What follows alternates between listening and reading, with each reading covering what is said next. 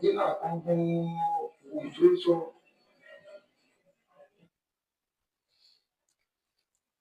ṣe rí ìbọn 100 kọ̀ǹténà 100 kọ̀ǹténà ìbọn. Tell your papa Yoruba want to exit from Nigeria. Ṣèyí tell your papa èmi náà ti di Idris Abdulkareem. Ṣèyí tell your papa Yoruba want to exit from Nigeria. Ṣèyí torí ọmọ náà là ń rán síná káàdì tí bá lè gbọ́rọ̀ la ṣe ń sọ létí ọmọ ẹ̀. Ṣèyí Tinubu tell your papa Yoruba want to exit from Nigeria. Ṣe Nàìjíríà fẹ́ Nàìjíríà mọ́ kó tó dogun kó tó dìjà. Ṣèyí tell your papa Yoruba need to exit from Nigeria. Ṣèyí tell your papa tell your papa ẹ̀yin ọba Yorùbá fẹ́ lọ Yorùbá fẹ́ kúrò nínú Nàìjíríà. Yorùbá need to exit from Nigeria. Tẹ́ bá ní ká má gba Yorùbá land wa ẹ̀yin ọba tẹ́ bá ní ká má gbà lójú yín a máa gbà lẹ́yìn yín. Ẹ̀yin ìjòyè ẹ̀yin YC Yorùbá Council of Elders ẹ̀yin leaders and elders wa ẹ̀yin ọba ẹ̀yin Afẹ́nifẹ́re bí tẹ́ pẹ́ra yín láfẹ́nifẹ́re tẹ́ bá ní ká má gba Yorùbá land wa tẹ́ lójú ayé yín a máa gbà lẹ́yìn yín. Bẹ́ẹ̀ ni Yorùbá Igbo Hausa a kì í ṣe kan náà. There is nothing like one Nigeria. Kò sí. Nigeria is a scam. Nigeria is a scam. Nigeria is a fraud. A fẹ́ Nàìjíríà mọ́ a ń ṣe Nàìjíríà. Bàbá wa Awólọ́wọ̀ wọ́n ti sọ yí pé tó bá jà wá fún ara la máa gbára wa sílẹ̀. Ẹ jẹ́ ká máa lọ à ń ṣe Nàìjíríà. Ó tó gẹ́ ó tó gẹ́. A lè bá àwọn Fúlàní ṣe à ń ṣe kan náà. Àwa nóríkì àwọn ọmọ Yorùbá anóríkì àwọn Fúlàní wọn ò nóríkì. Ajogun ni wọ́n fẹ́ dọ́gbọ́n gbalẹ̀ wa ni. Àwọn máa fìtọ̀ fọ́rí àwọn máa bá màálù sùn àwọn ọmọ tí ò níran àwọn in fact ọ̀bùn ni wọn ò tiẹ̀ yẹ kó Ọlọ́run báwo ló ṣe dá báwo olórí burúkú làwọn àgbààgbà ta níyì o Ọlọ́run ẹlẹ́dàá gbọ́ olórí burúkú ni wọ́n o ojú wa ti là àwọn àti Fúlàní ò ń ṣe kankan náà ọ̀dọ́ kì í ṣe Fúlàní ṣe ti tiwọn wọ́n ń pa wá o ṣùgbọ́n kí tiẹ̀ tí wọ́n ṣe torí Fúlàní la ṣe fẹ́ lọ Nàìjíríà ti expire ẹ jẹ́ ká máa lọ Nàìjíríà ti pé 100 years ẹ jẹ́ ká máa lọ ẹ jẹ́ ká máa lọ ẹ jẹ́ ká máa lọ Ṣèyí Tinubu ẹ jẹ́ ká máa lọ sọ fún bàbá ẹ torí pé bàbá ẹ ṣe bíi pé ọkọ etí àgbọn yìí sí wa wọ́n ti gáṣàkẹ́ wọn létí lọ wọ́n ṣe bíi pé bí àwọn ò gbọ́ wa Ṣèyí sọ fún bàbá ẹ ọmọ iná làárọ̀ sí náà Ṣèyí bọ́ ẹ tiẹ̀ dúró náà ẹ̀yin èèyàn àlẹ́ẹ̀jì ni o àlẹ́ẹ̀jì ni brother Shakira sì ṣe ṣe gan àlẹ́ẹ̀jì ni o mo máa gbọ́ nǹkan kan ẹ̀yin èèyàn ti ẹ̀gbọ́n náà wọ́n ní ìyá tó bí Ṣèyí Tinubu èmi ò sọ bẹ́ẹ̀ mo gbọ́ ni lórí íńtánẹ́ẹ̀tì mo dẹ̀ rí lórí íńtánẹ́ẹ̀tì ni o gbogbo tó bá dẹ̀ ti wà lórí íńtánẹ́ẹ̀tì àwa náà gbọ́dọ̀ ganu sí i ni o a gbọ́dọ̀ ganu sí i ni o wọ́n ní ìyá tó bí Ṣèyí Tinubu wọ́n ní òun àti Ojúkù wọ́n ló bójúkù ṣiṣẹ́ wọ́n ní ìyá tó bí Ṣèyí Tinubu wọ́n ló bójúkù ṣiṣẹ́ wọ́n wá sọ yìí pé gbogbo tó bá ti rí facial look Ṣèyí Tinubu wọ́n ló jọ tójúkù wọ́n ní tẹ́ bá tún rí irùngbọ̀n Ṣèyí Tinubu wọ́n ló jọ tójúkù wọ́n ní tẹ́ bá rí ẹyinjú Ṣèyí Tinubu wọ́n ló jọ tójúkù wọ́n ní orí Ṣèyí Tinubu bó ṣe tóbi yẹn náà wọ́n ló jọ tójúkù ṣé kìí ṣe pé nǹkan tí mò ń rò ṣé kò ní rí bẹ́ẹ̀ ṣá ṣé kò rí bẹ́ẹ̀ èmi ò mọ àlẹ́ẹ̀jì ni o ohun tí mo gbọ́ ni mò ń sọ o wọ́n ní Ṣèyí Tinubu wọ́n ní gbogbo nǹkan ló fi jọ Ojúkù torí pé wọ́n sọ pé ìyá Ṣèyí Tinubu ó bá Ojúkù ṣiṣẹ́ èmi ò mọ èmi kàn ń sọ ni o àlẹ́ẹ̀jì ni o ìbéèrè ni kò fàjà ẹ̀yin èèyàn ṣé lóòótọ́ ni èmi ò mo rí lórí íńtánẹ́ẹ̀tì ni mo ṣe ń béèrè o ṣé kìí ṣe kan tí mò ń rò tó bá jẹ́ bẹ́ẹ̀ náà èmi náà kàn ń sọ kí bàbá wa Bọ́lá Ahmed Tinubu kán lè gbọ́ ni bí wọ́n lè máa gbọ́ látẹnu àwọn tó ń sọ pé bí wọ́n lè gbọ́ ti tèmi náà ká kàn sọ fún wọn náà ní pé ta ni bàbá bébì DNA is needed ta ni bàbá bébì DNA is needed ta ni bàbá bébì DNA is needed Ọlọ́run ẹlẹ́dàá gbọ́ a gbọ́dọ̀ ra DNA machine a gbọ́dọ̀ rà tá bá ti gbalẹ̀ Yorùbá wa Ọlọ́run ẹlẹ́dàá gbọ́ that means pé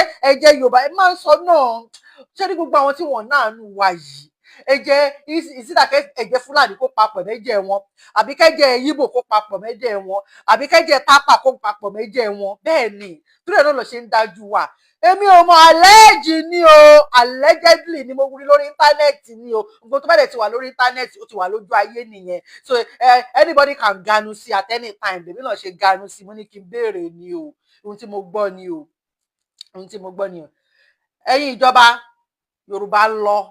Yorùbá lọ rally wa ń bọ̀ ẹ̀yin ọmọ ìyá mi nínú ẹ̀jẹ̀ rally wa ń bọ̀ ẹ jẹ́ ká ṣe rally ká gbára wa lọ́wọ́ àwọn bàbá yìí àwọn bàbá tó ti dàgbà yìí tó mọ tó ń ṣe mọ́ yìí ẹ jẹ́ ká gbára wa lọ́wọ́ wọn ẹ jẹ́ ká gbára wa lọ́wọ́ wọn o ẹ wá wo fídíò yìí ẹ jẹ́ n fi fídíò yìí wọ̀nyí kẹ́ ẹ lè mọ̀ yìí pé àwọn Fúlàní wọn bá mú ń ṣe é ṣe o àwọn Fúlàní yóò bá mú ń ṣe é ṣe o wọn ò jàjà ẹ̀sìn o wọ́n fẹ́ gbalẹ̀ wa ni o eléyìí ò ṣèjà ẹ̀sìn wọ́n fẹ́ gbalẹ̀ wa ni o so kó tó di wípé wọ́n kọ́ńkà wa wọ́n dominate wa wọ́n pa wá wọ́n fún fèrè fún wọn wọ́n wá gbalẹ̀ wa ẹ jẹ́ ká máa lọ ọba amúniṣeéṣe ṣẹ́dẹ̀ rí àwọn tó jẹ́ àwọn olórí wa yìí wọn ò ní nǹkan kan ṣe fún wa wọn ò lè ṣe nǹkan kan fún wa torí pé kíní ti sọ fún wọn Gúnmi ti sọ fún àwọn gọ́vnà wa àwọn sẹ́ni mínísítà wa gbogbo wọn politician wa ní South West Gúnmi ti sọ fún wọn wípé èyí tó bá pa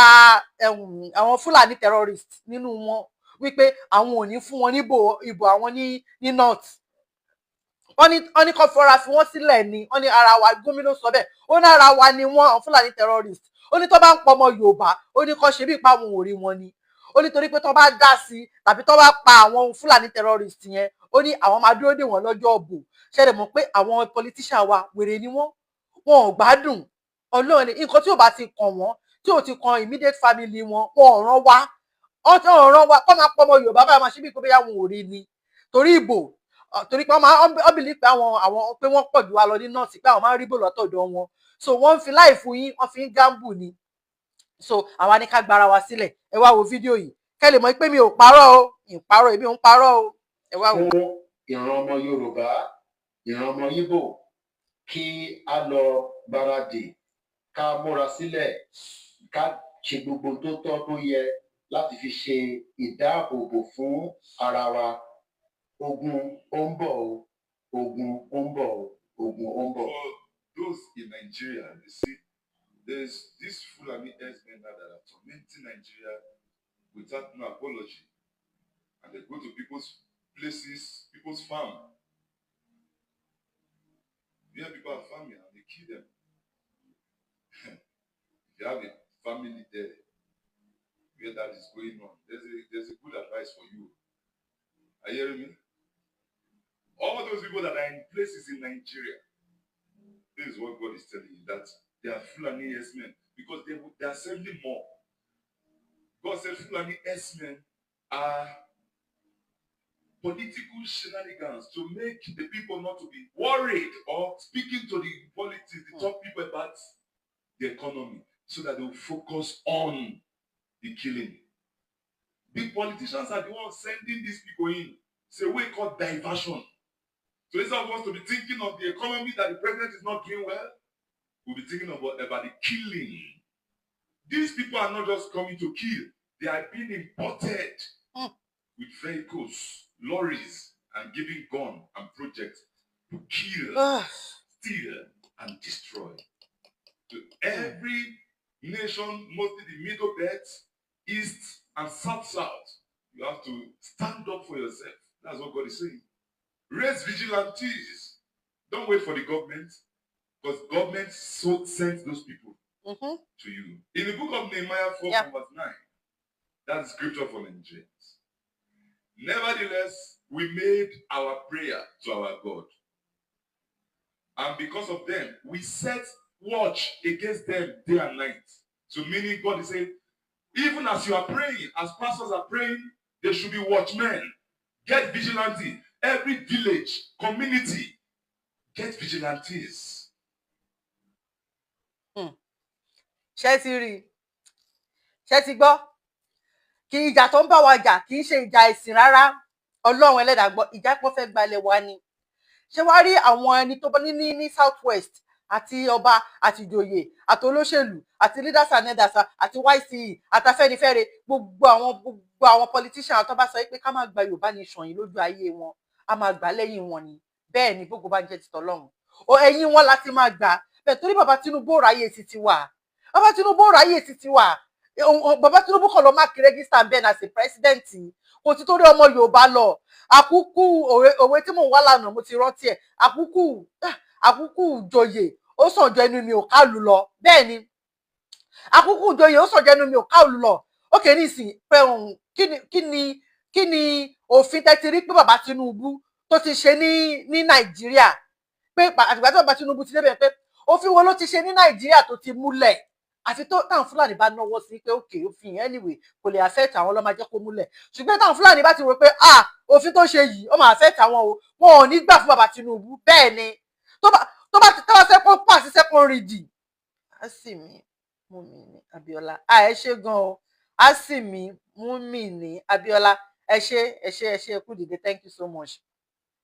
Tí òfin tí bàbá Tinubu bá ṣe tó bá rí wípé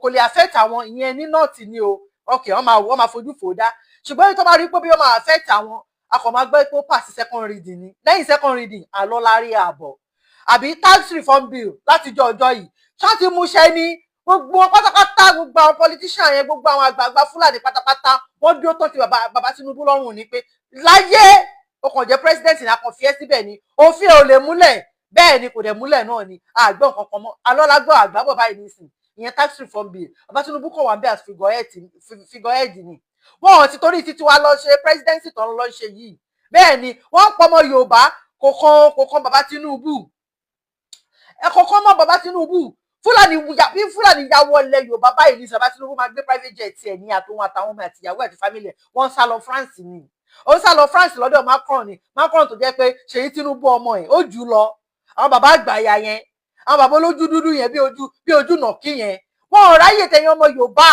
wọn ò ráyè títí yín afẹ́jẹ́ má fẹ́ ayé oníwọ̀n tára wọn nìkan ni mímí syndrome ó ti bà títí ayé wọn jẹ́ àwọn bàbá yẹn ò ráyè títí wọn ẹ wo ẹ̀yin ọmọ Yorùbá tẹ́ ẹ bá rí Fúlàní nínú oko yín ẹ̀yin tí Fúlàní lọ ń jẹ oko yín ṣe mọ̀ pé DSS ọ̀gá àwọn DSS ó ti fún wa nígbà ẹ̀ báyìí nísìn wípé tá ẹ bá rí Fúlàní ẹ bá wọn jẹ fèsì wọn ẹ ṣe kinní yẹn fún wọn kó tó ṣe kinní yẹn fún yín ẹni yára lògùn gbè tá ẹ bá rí Fúlàní nínú oko yín tàbí ẹ rí Fúlàní tó ń da ẹran ládùúgbò yín ẹ̀yin ọmọ ìyá mi nínú ẹ̀jẹ̀ ẹ̀yin ọmọ ọ̀ràn mi ẹ̀yin ọmọ Yorùbá tá ẹ bá rí Fúlàní ládùúgbò yín tó ń da ẹran toró lórí burúkú ni wọn àdúgbò kan lọ ti ń da ẹran ẹ ṣe kinní yẹn fún wọn ni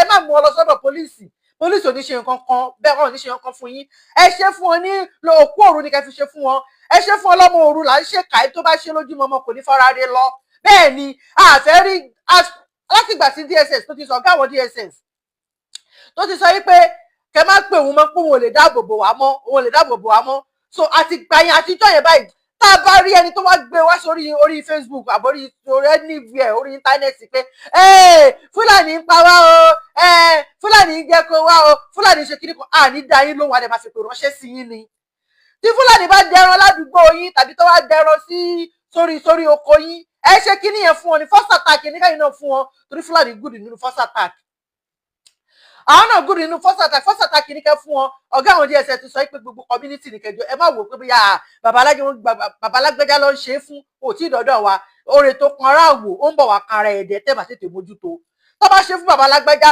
bàbá tàmẹ̀dù bàbá làkàṣègbè bàbá gbogbo pátápátá gbogbo yẹn dìde àti ìyá gbogbo yẹn dìde ládùúgbò yín ẹjọ́ ṣe kíní yẹn fúnra yín àwọn politician yóò ráyè títí yín àwọn politician south west wọn ò ráyè títí yín bẹ́ẹ̀ ni ìkà ni wọ́n wọn ò ráyè títí yín òpònú ni wọ́n arìndìn ni wọ́n ọ̀dẹ̀ ni wọ́n tó bá ti rówó gbogbo ọpọlọ wọn ti lọ ní òun ni ẹ nìsín gọ́vnà Taraban ó fún àwọn Fúlàní ó fún wọn ní 30 days ultimatum ó ní pé wọ́n gbọ́dọ̀ kúrò nínú state òun ó ní tí wọ́n bá kúrò nínú state òun pé wọ́n máa face consequence ẹ̀ ó ní kó kúrò 30 days yẹn mi rò wípé bí 30 days yẹn sì pé 30 days yẹn ò tí pé báyìí nísìn because ó ṣẹ̀ṣẹ̀ sọ náà ni gọ́vnà Taraban ó ṣẹ̀ṣẹ̀ sọ náà ni àwọn gọ́vnà south west tí wọ́n lè sọ tó lórí burúkú ni wọ́n retí ìbò láti nọ́ọ̀tì gbogbo ìgbésí ayé wọn bó ṣe wà yẹn bó ṣe máa kówó jẹ ló wà lórí wọn bó dẹ̀ ṣe máa wọlé bó ṣe wà ní ọdún kí 2027 kó tó parí báyìí kí 20 èmi gan tiẹ̀ ti ṣàtidé 2027 àti 2027 kí 2025 kó tó parí báyìí ní ìsìn ọmọ tó bẹ̀rẹ̀ campaign olórí burúkú ni wọn olóṣì ni wọn olórí burúkú ni olóṣì ni wọn ò ráyè títí wa àwọn àti gọ́vnà o àti mínísítà o àti pírẹsidẹ́ǹtì o àti local government chairman gbogbo pátápátá wọn ò ráyè títí wa oníranù ni wọn kò sí kankan lórí wọn olódo ni gbogbo wọn ọ̀pọ̀ lórí wọn ti jàn ẹ̀yin ọmọ ìyá mi ẹ dìde tá bá ti pe rally wa ẹ dìde ẹ jẹ́ ká ṣe rally la lè fi gbara wa sílẹ̀ lọ́wọ́ àwọn pípù ìwọ̀n ò ráyè títí wa bó ṣe máa parọ́ tàn yín nìyẹn pé yìí ni leaders of tomorrow yìí ni leaders of tomorrow ọlọ́pàá fún yín wọ́n ń rotate agbára yìí láàrin ara wọn ni wọ́n ń parọ́ fún yín ni bẹ́ẹ̀ ni ẹ̀yin rán mi ẹ dìde fún rally wọ́n fẹ́ recolonize wa ni ṣẹ́ni bọ́dẹ̀ ṣe wáyé olórí burúkú ni wọ́n bẹ̀rù àwọn Fúlàní gbogbo àwọn politicians south west wọ́n bẹ̀rù àwọn Fúlàní wọ́n mọ̀ ọgbọ̀n kan tó ń lọ kì í ṣe pé bí àwọn ọmọ ọgbọ̀n kan tó ń lọ mo ti fast jù Olúwatóyìn Deborah ẹ ṣé gan you look beautiful ma ẹ ṣé thank you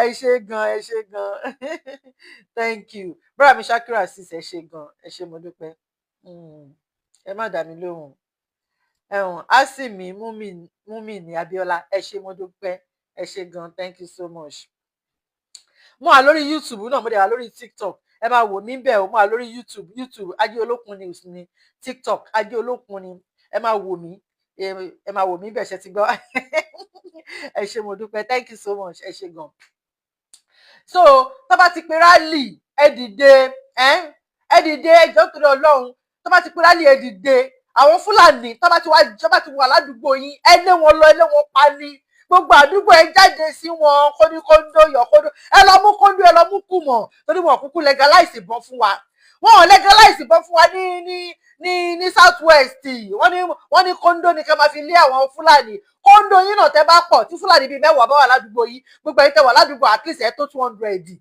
tẹ́ bá jù bẹ́ẹ̀ yẹn lọ tí gbogbo yín bá mú kóńdó yín wọn ò lè pa yín tán ẹ ṣe kóníkóńdó yọkóńdó kóníkùmọ̀ yọkùmọ̀ èní là ó pa Fúlàní bẹ́ẹ̀ ni alágídí lọ̀gá alágbára kálágbára ò bá ti fẹ́ dáràn ọláì lẹ́yìn náà bá ṣagídí pẹ̀lú AK-47 ọwọ́ wọn kò ní dá fún wọn kì í ṣe lẹ́ wọn à ń ṣe kan ní olórí burúkú ni gbogbo wọn bẹ́ẹ̀ ni olórí burúkú ni wọn ẹyọ kóńdó yín ẹ wọ́n àwọn politician yìí olórí burúkú kò sọ ọpọlọ kankan lórí wọn lóòótọ́ àmọ́ pé English ò ń ṣe language wa nílẹ̀ Yorùbá torí pé tá bá ti gbalẹ̀ Yorùbá wa tán Yorùbá la máa sọ Yorùbá ni language wa tó ti yé yín kò tó olórí burúkú olódo ni wọn bàbá tó bá ti mọ̀ ọ̀yàn ọkọ̀ máa fi wọ́n ṣe chairman local government honourable minister olódo ni wọn irú Àpábíò yẹn tó ṣe kù bí ẹni mú mi ẹran yóò yẹ tó ṣe kù tó rí báńkù bíi màálù tó fi ṣòkú ìyá jẹ yẹn olódo ni kò mọ iye owó kò mọ máàsì kò mọ nǹkan kan kò ṣe tó bá wà ní house tó bá fẹ́ say yes say no olórí burúkú ni gbogbo wọn ẹ wá wà àwọn representative fún yín wọn ò mọ nǹkan kan gbogbo ọpọlọ wọn ẹ wá wò wọn oníranù ni wọn ẹ wá wò wọn. Arrest to move that the house should be given the award by recognition coming from the Department of Health. Just say I move for the rescission of my first motion. Okay. Of my amendment, yes. I rise to move the motion as the decision moved as amended. Thank you, Mr. Speaker. I move to rescind the decision, the resolution of the first motion I move. Okay, Mr. Speaker, sorry, sir. I rise and I move to the decision to resign the resolution of the first resolution moved by Thank you. motion. Thank you. Honorable Leke, can you second that decision? Thank you, Mr. Speaker.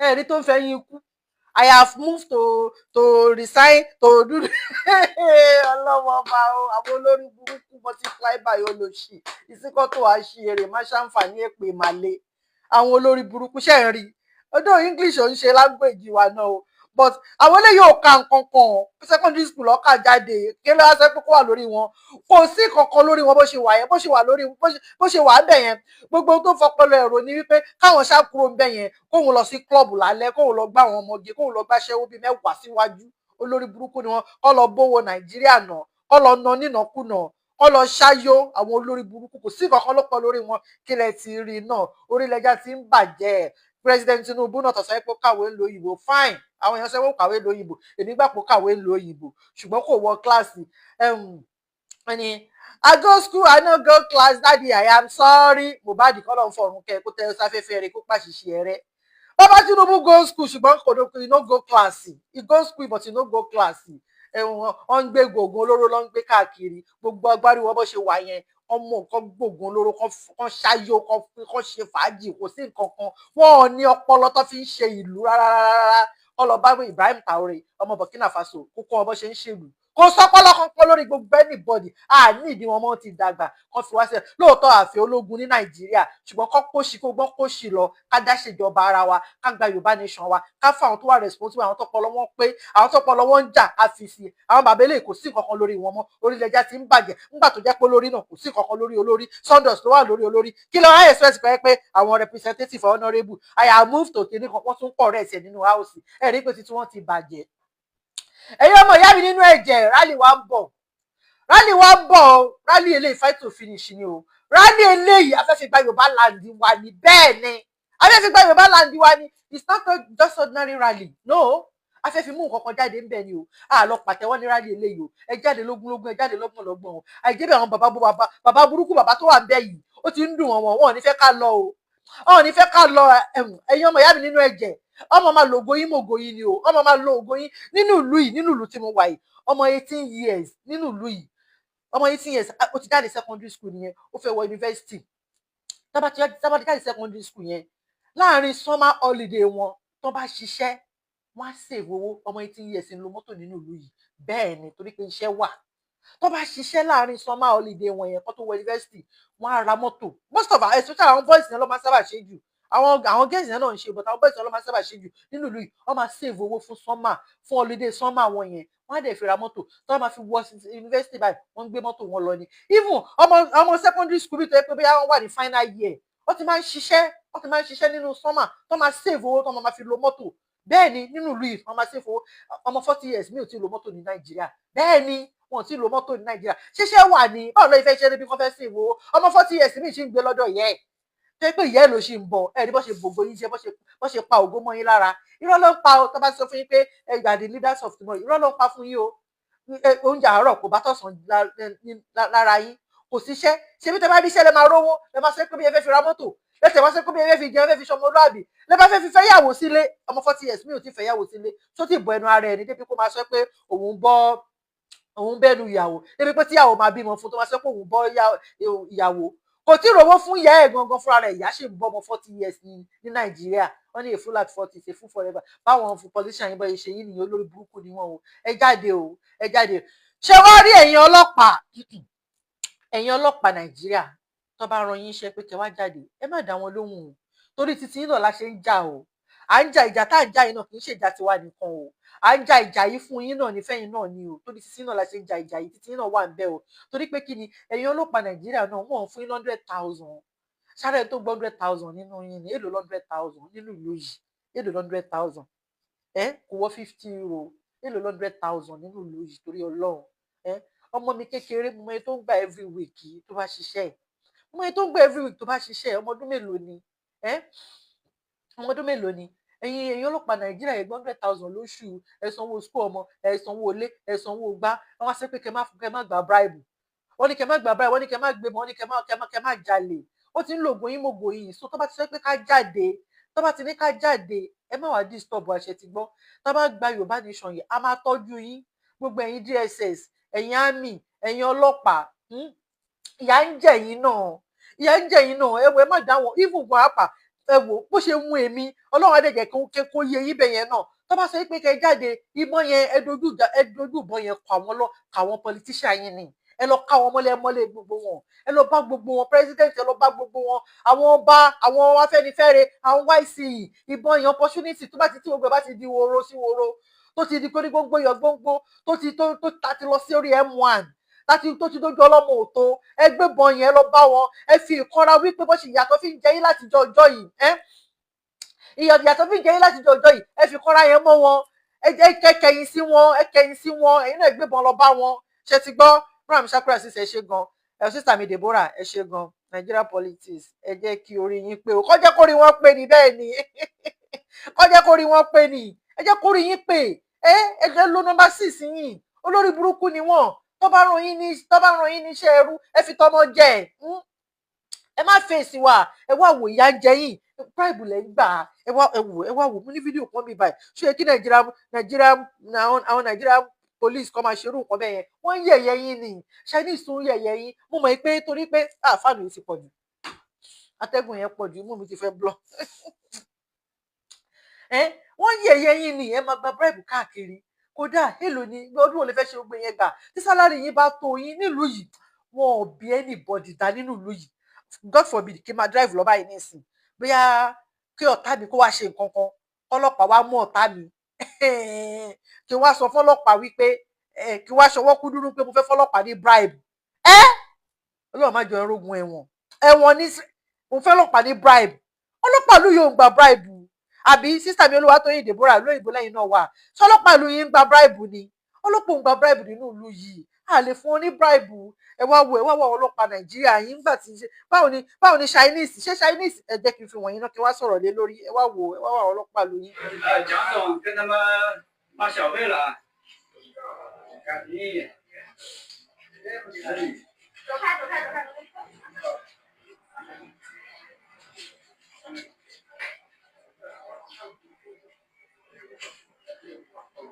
这都是赖啦，都是1000的赖啦，给的。蒋夫人，200赖啦，相当于那个1块钱，发钱了。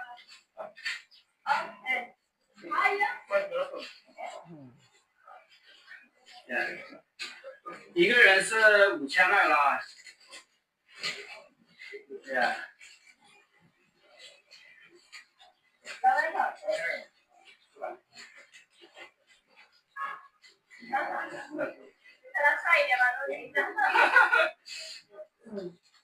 帅的都给钱啊！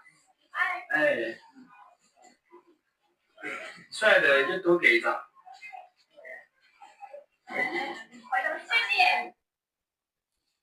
ṣé ẹ rí àwọn ọlọ́pàá ókè nísìn, ṣé àwọn Chinese tó ń fún wọn ní owó yẹn, àti pé àkọ́kọ́ náà èdè táwọn Chinese yẹn ń sọ, mo mọ̀ pé kò sẹ́ Ram Shakura sí ṣẹ́ gbédè táwọn Chinese yẹn ń sọ ṣá, ẹ jọ̀ọ́ tẹ́ bá gbọ́ ẹ bá mi kọ sínú kọ́mẹ́ǹtì. Sísítà mi Olúwatóyìn Deborah, ṣẹ́ gbédè táwọn Chinese yẹn ń sọ, torí àgbọ̀ àmọ́ bóyá àwọn Chinese yẹn bóyá ń bú wọn ni, bóyá ń sọ pé ẹ̀yin olórí burúkú, ẹ̀yin àti bàtílẹ̀ ayé yín jẹ́, ẹ wá gbé owó tẹ́ mọ̀ gbàǹgbé sí ayé yín, bribe lẹ́ ń gbà, owó tẹ́ ń gbà yìí a máa fi wá gbogbo kùsà yín lọ ni, owó tẹ́ ń gbà yìí a máa fi wá gbogbo lithium yín lọ ni, owó tẹ́ ń gbà yìí wọn ò bí yín dákẹ́ sọ̀rọ̀, káfí ta bá ń jí gbogbo petrol yín, gbogbo epo yín ta bá ń jí lọ, owó tẹ́ ẹ̀yin olórí burúkú, ẹ̀yin president yín olórí burúkú ni, kò ní dá fún gbogbo yín, gbogbo ẹ̀yin politician yín, gbogbo ẹ̀yin ọlọ́pàá yẹn ní sórí rẹ bẹ́ ṣe dúró yìí, àgbédè tó ń sọ, àwọn olórí burúkú náà dẹ̀ ń gbowó. Ókè nísìn, ṣé bí àwọn Chinese tán fún wọn ní owó yẹn, ṣé ìyẹn ń ṣe bribe ni? Ẹ dúró fún wọn fídíò wọn, ẹ bó ṣe ń yẹ̀yẹ́ àwọn pólíìsì wa. Ibi tí fídíò yìí máa dé, bí gbogbo China ló ti débẹ̀ yẹn, wọ́n ti rí gbogbo China, wọ́n ti mọ bí àwọn pólíìsì wa bọ́ ṣe corrupt.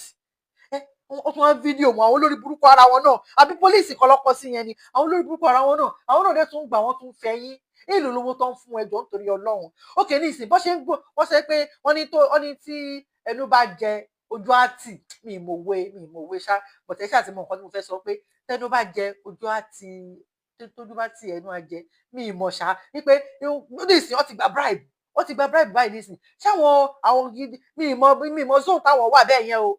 Ókè nísìn, ṣáwọn Chinese yẹn nísìn, wọ́n wá sọ pé àwọn rí lithium nílẹ̀ Yorùbá, àwọn fẹ́ kó tẹ́tí gbowó, èlò lówó tó fún wọn.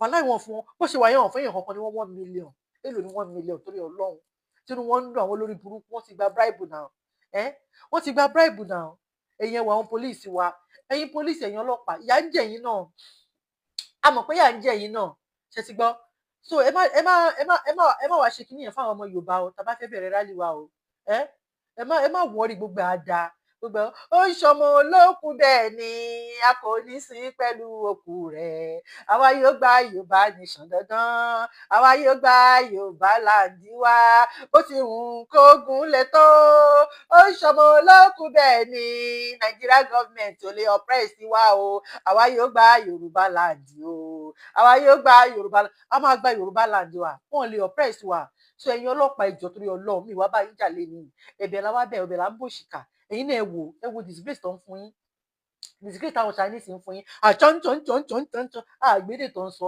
ẹ̀yin náà dẹ̀ ń rẹ́rìn ẹ̀dẹ̀ ń gbowó owó tẹ̀ ń gbà yóò 100,000 wọ́n fẹ́ jí ni wọ́n fún yín 100,000 owó tẹ̀ máa ná tán owó kíni tẹ̀ ń gbà yẹn ẹ ti disgrace ara yín bó ṣe bẹ́ ṣe wà yẹn ẹ ti disgrace ara yín torí pé fídíò yẹn ó máa fly káàkiri gbogbo ṣáyé gbogbo ìlú wọn níṣe ń kó lọ́tọ̀ máa wò pé ẹ̀rọ àwọn ọlọ́pàá Nàìjíríà elébi ni àmọ́ pé elébi ni Nàìjíríà gọọmenti náà dẹ̀ ló fi pa yín ṣùgbọ́n tá bá ti gbalẹ̀ Yorùbá wa gbogbo ẹ máa dáa so ẹ support wa ni tírálì wa bá ti bẹ̀rẹ̀ ẹ ṣe gan tírálì wa bá ti bẹ̀rẹ̀ ẹ support wa ni ṣe ti gbọ́ ẹ support wa ni o ẹ má yọ̀nbọ sí wa o ẹ̀yin ìran mi ẹ má yọ̀bọ sí wa o ìran mi nìyí o ẹ̀yin pólíìsì Yorùbá ẹ má yọ̀bọ sí wa o ẹ ti gbọ́ ẹ̀yin ìran mi ẹ lọ fọkàn balẹ̀ a máa dé ilẹ̀ lérí láìpẹ́ láì jìnnà a máa dé ilẹ̀ lérí Nigeria government ṣe ẹni ẹ̀ná gidi ni Nigeria government ṣe ẹni ẹ̀ná gidi ni ẹ mọ̀ pé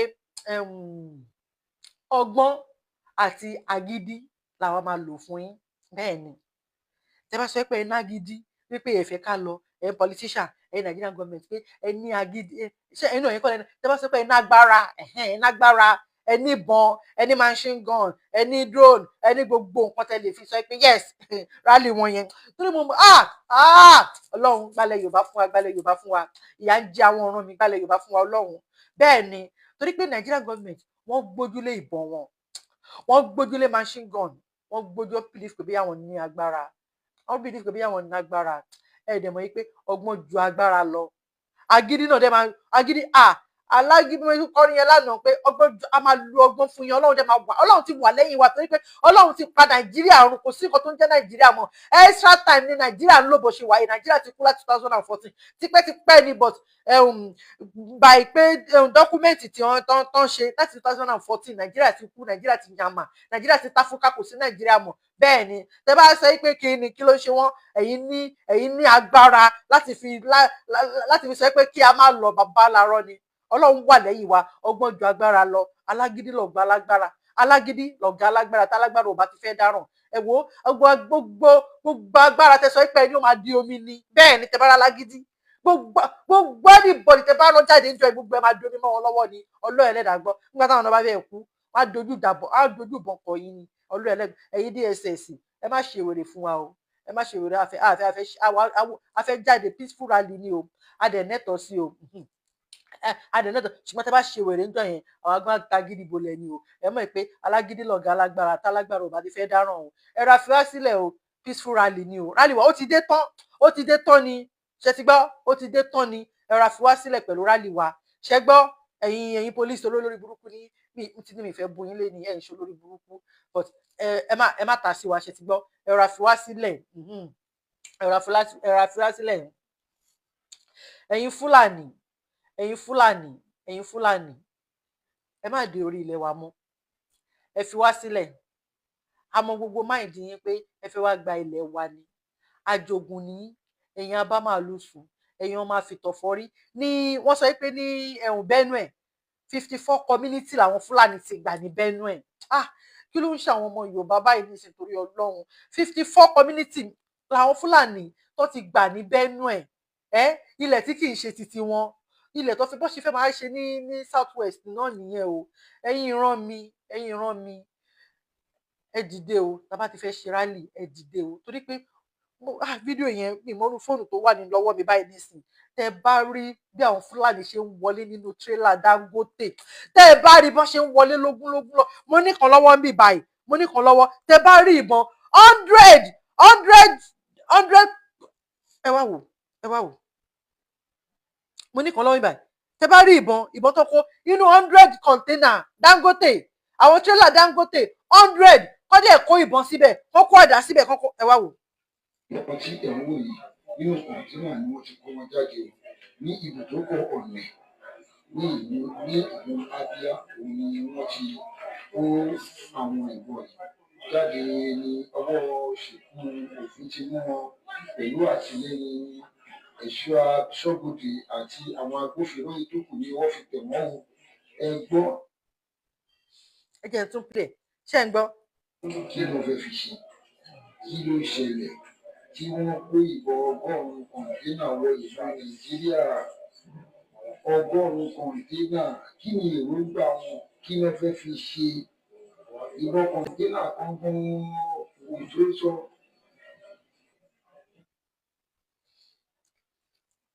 ṣe rí ìbọn 100 kọ̀ǹténà 100 kọ̀ǹténà ìbọn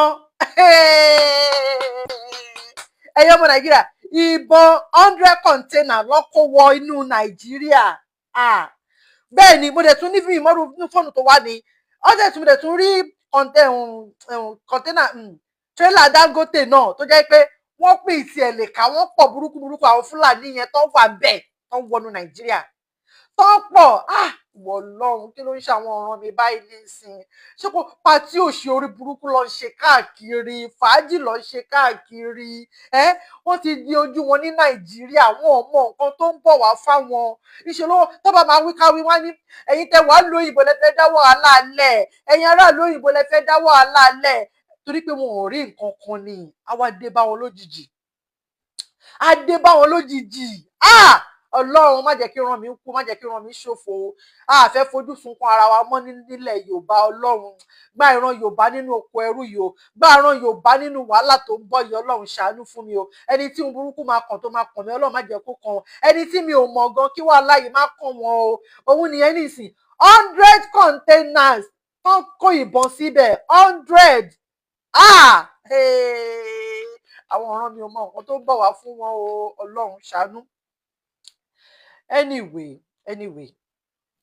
ẹ̀yin ìran mi rálì wa máa tó dé kí wọ́n tó fún fèrè wọn torí fèrè lọ ń retí gbogbo inú gbó pátápátá ló ti wà gbogbo inú oko pátápátá ló ti wà gbogbo abúlé wa pátápátá ló ti wà ìyẹn àwọn Fúlàní yẹn hàn ihun tó kàn ń retí ni wípé kálámù dún kàn bẹ̀rẹ̀ dẹ̀ mọ̀ pé ìjà òru ló máa ń jà àtáàkì òru ló máa ń ṣe bẹ́ẹ̀ ni so kó tó wá dìgbà yẹn Ọlọ́run á ti gbalẹ̀ tiwa fún wa báyìí dẹ̀ ni pé tó bá ti pe rálì ẹ̀yin ìran mi ẹ dìde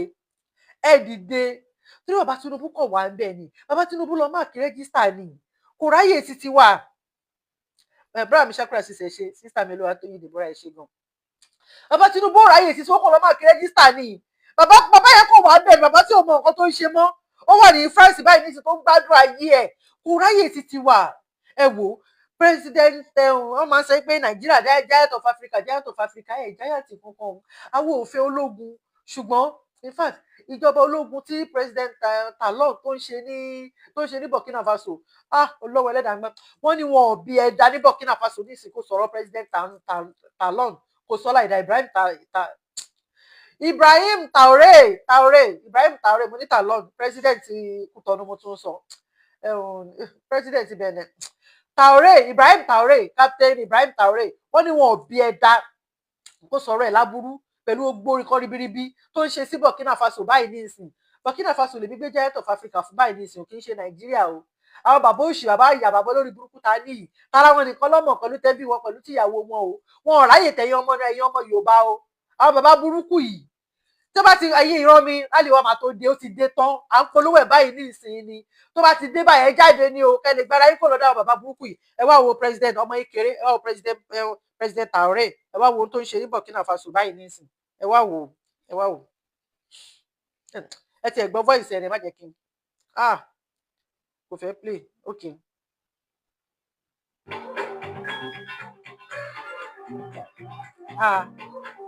Kí ni gbogbo eléyìí kí ni gbogbo eléyìí ẹ má bínú jàre Kí leléyìí? Oh.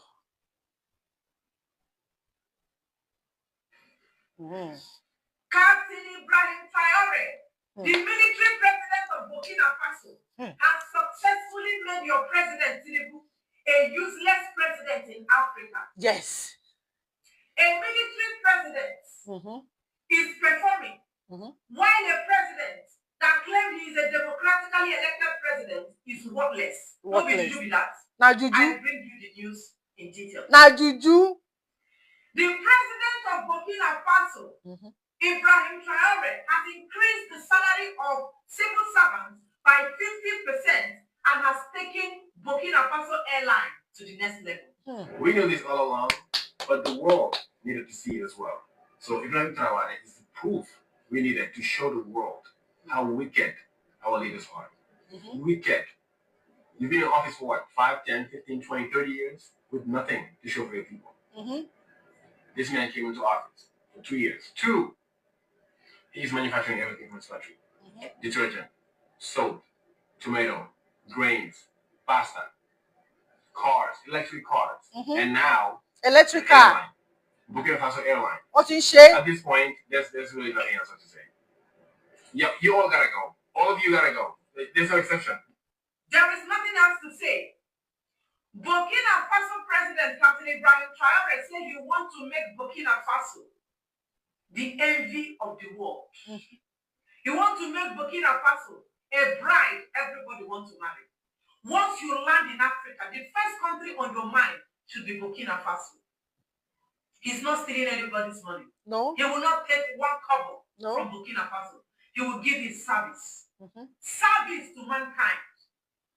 I bring you the other news. All university students in Burkina Faso will now receive a salary of 100,000 CFA as support throughout their studies, and still they get jobs. The government is doing everything to make life smooth for its citizens and promote education, agriculture, and industrialization.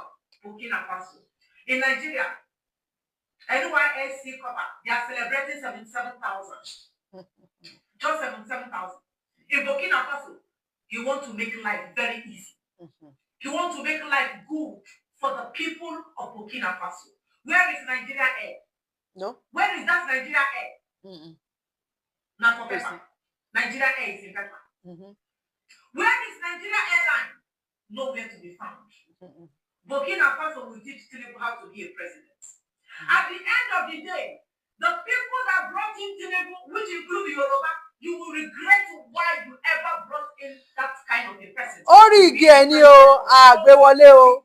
be the giant and something that should be more like the envy of the world. But now Burkina Faso is going to be leading, while the giant of Africa will be watching. Tinubu must get ready to go to Burkina Faso to buy aeroplane. Burkina Faso, they are manufacturing things, while Nigerians are for consumption. Their own is to eat what other people are producing. Go to Burkina Faso as a gold digger that likes to spend money that doesn't belong to you. Go to Burkina Faso. The president, the military president, is performing. A military president is showing true leadership while you are in Nigeria, consuming, eating where you did not sow. Go and see a small boy. A little boy is showing Africa true leadership. This boy is just 37 years. Captain Ibrahim Traore is just 37 years old, born on 14th March 1988. Sheyi Tinubu is older than him. The boy you people call the first son of the country, the first son. Sheyi Tinubu is older than Captain Ibrahim Traore. But look at what he's doing in Burkina Faso. And I know they shame. Are you feeling him? Let me read what he said, please. I don't want to be remembered as a president who takes pictures with the poor during campaign season by buying roadside cons or wearing primary school uniforms or even pretending to drink garlic with the poor just to get their sympathy votes. I want the people of Burkina Faso to feel real governance in my lifetime by providing the basic things life can offer. My mission is to get Burkina Faso up from nowhere to somewhere. Hey! I now have a new president. I have a new president. I have no other option. I have adopted him as my president, as far as Africa is concerned. That his duty, I read it again. I do not want to be remembered as a president that will take photo president. Photo with the poor, taking pictures with the poor, doing eye service with the poor.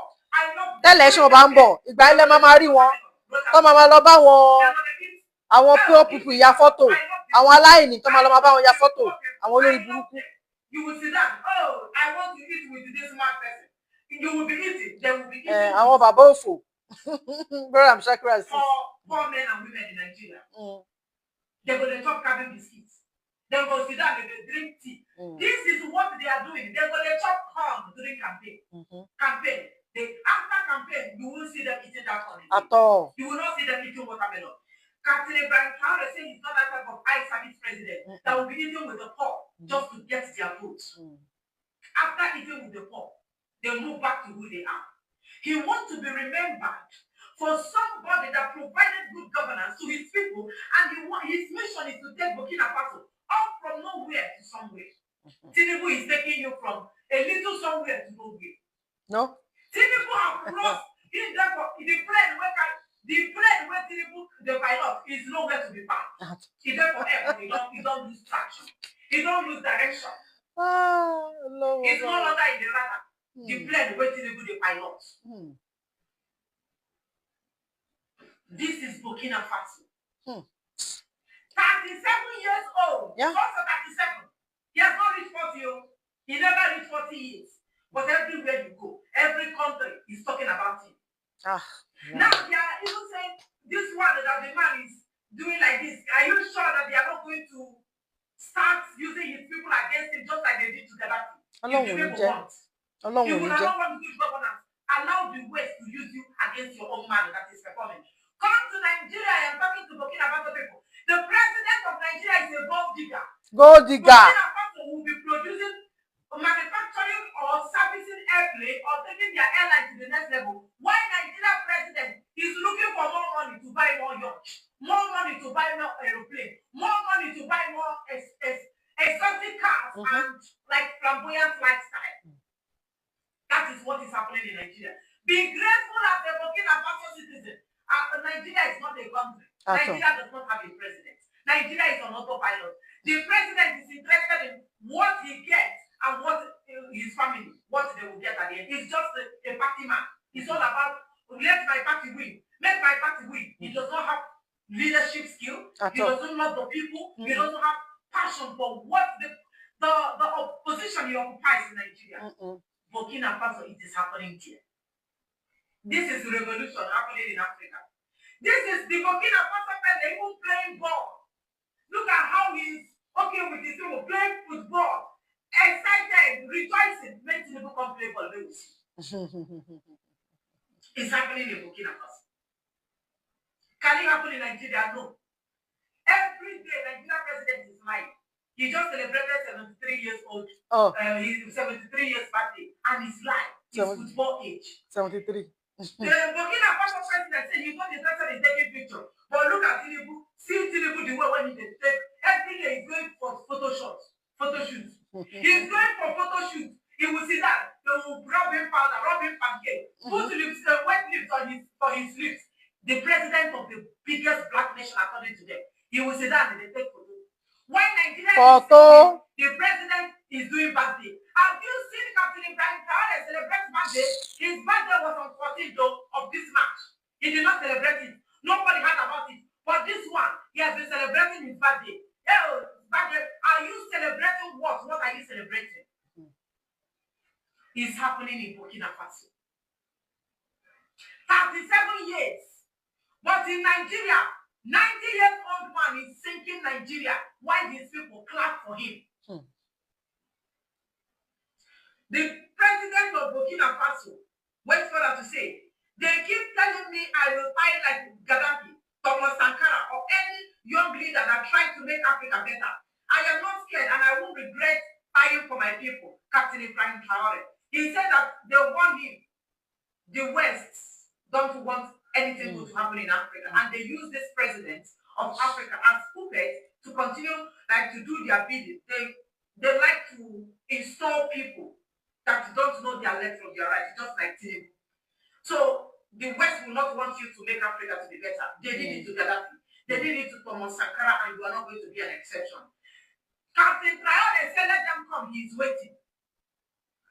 He is waiting. He will keep a legacy.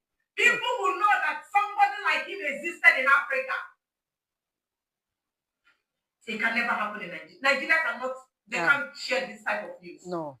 Never. Never. Every day, this guy is producing. This guy is manufacturing. They are producing this. They are making life okay for Burkina Faso. This is, you can't see him saying that he wants to buy anything. You cannot see him. Do you know his wife? Do you know his children? No. Do you know anything about his personal life? It's all about service to humanity. Service to mankind. Leadership. A military. Military is doing what civilian, what a democratic president, a democratically so-called president cannot do in Nigeria. And when I say military no good.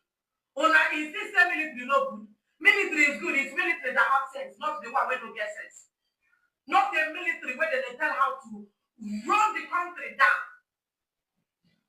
I beg, if this is how military is, we want military. Nigeria is not a democracy. It's not practicing democracy.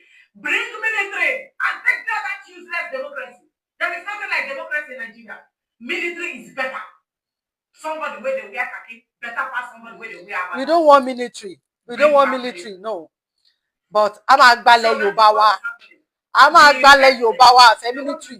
Burkina Faso airline to the next level. They are going to pay their civil servants, increase their money more, pay university students, give you money while you are schooling, so that you will see something to be used to patronize if you come out to job today. Because Captain Ibrahim Traore is building factories and industries where the Burkina Faso citizens will enter. Tinubu, this man like what he's doing in Africa now, and you can't even stand as the president of Nigeria. Anytime they mention African presidents, like Captain Ibrahim Traore, they will present. Not you, they can't present you because they know you are a gold digger. Gold digger. Bẹ́ẹ̀ni, rí gold digger, President Tinubu, gold digger. Òun nìyẹn nísìn. President Traore, àmọ́ ìyàwó ẹ̀, àmọ́ ọmọ ẹ̀. Bẹ́ẹ̀ni, torí pé wọn ò ṣe fashion president. Bẹ́ẹ̀ ó ń ṣiṣẹ́ ni, ó wá sáfùlú ẹ̀ ni, ó wá ṣe ìjọba fúnlú ẹ̀ ni, ó wá tọ́jú àwọn aráàlú ẹ̀ ni. President Tinubu, ìyàwó wọn máa lọ, wọ́n máa bọ̀ bí ilẹ̀kejì ni, wọ́n máa parambolate kiri ni. Wọ́n fẹ́ ṣe meeting, wọ́n fi 280 million kọ́ lọ́ fi ṣe decoration ni. Wọ́n travel káàkiri ni wọ́n lọ ń bọ̀ bí ilẹ̀kejì. Ṣèyí Tinubu òun ti ń live as a president Nàìjíríà bó ṣe wà yẹn, kì í ṣe governor. Bẹ́ẹ̀ ni tó bá ń lọ báyìí, àwọn SUV, àwọn bàbá mọ́tò tó máa gbé tẹ̀lé lẹ́yìn, wọ́n máa lé ní 100. Àkókò mi tó wọ́n ní bàbá la pè, ọmọ ló ran mú. Àmì tó jẹ́ president wa nínú Ṣèyí Tinubu àti president Bọ́lá Ahmed Tinubu. So gbogbo wọn pátápátá wọ́n ti jẹ Nàìjíríà ọ̀hún, wọ́n ti jẹ́ kéegun. Àwọn eléyìí ẹ ti máa rí wípé àwọn eléyìí ò ráyè títẹ̀yìn ọmọ Nàìjíríà.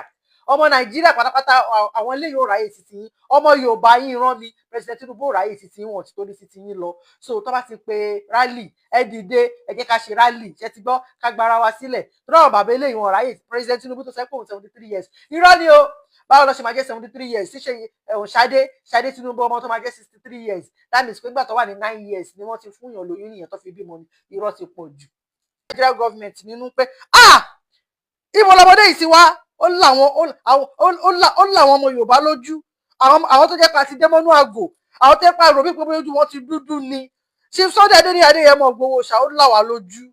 Bẹ́ẹ̀ ni transformer, òun ní transformer ńlá, ó tanná sílẹ̀ Yorùbá pé ẹ̀yin wọ́n mi ẹ dìde, wọ́n fìyà jẹ yín, ikú kankan ò ní pa. Bẹ́ẹ̀ ni ẹni rí pa Nigeria government. Ẹni bá ní kí Chief Sunday Adéyẹmọ Ìgbòho ṣàkókò, onítàn máa ṣáájú ẹ̀dí ọ̀run ní lágbára Ọlọ́run. Chief Sunday Adéyẹmọ Ìgbòho ṣá ó máa dàgbà, á darúgbó báyìí, á jẹun ọmọ lágbára Ọlọ́run. Bẹ́ẹ̀ ni ó máa gbálẹ̀ Yorùbá yìí fún wa, torí Ọlọ́run dìde ràn wá ni. Ẹni orí dá ni, ẹni orí bá ti dá o, Àdìsá orí ti dá ẹ ná, kọyé lè pa kádàrá, èèyàn lè pa kádàrá lásán, aṣọ rẹ̀ á fàya ni. Ẹ̀yin Nigerian government, aṣọ yín máa fàya ni. Bẹ́ẹ̀ ni ẹ padà lẹ́yìn Chief Sunday Adéyẹmọ Ìgbòho ṣá. Ẹ ṣé mo dúpẹ́, oníyan ẹ ṣé, ọlọ́kà ẹ ṣé, ẹ̀yin tẹ́ bá mi jẹ́ ẹ ṣé, ẹ ẹ kú àìbínú ẹ ṣé gan, thank you so much, bye bye bye bye bye bye bye, any nice day, bye. Ẹ jẹ́ n pè eléyìí, ẹ jẹ́ n pè eléyìí, ẹ ṣé gan, thank you thank you thank you thank you, ẹ jẹ́ n pè eléyìí, ẹ ṣé gan, bye bye bye bye bye.